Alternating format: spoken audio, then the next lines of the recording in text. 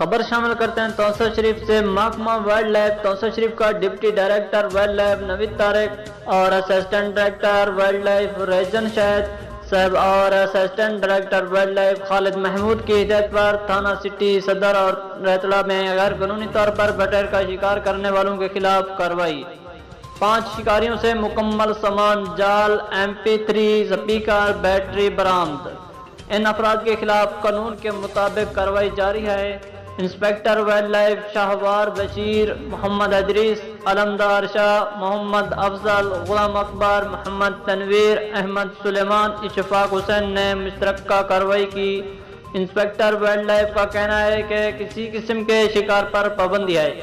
کوئی بھی شخص بغیر لائسنس شکار نہیں کھیل سکتا۔ جو بھی اس میں ملوث پایا گیا اس کے خلاف بلا امتیاز کارروائی کی جائے گی۔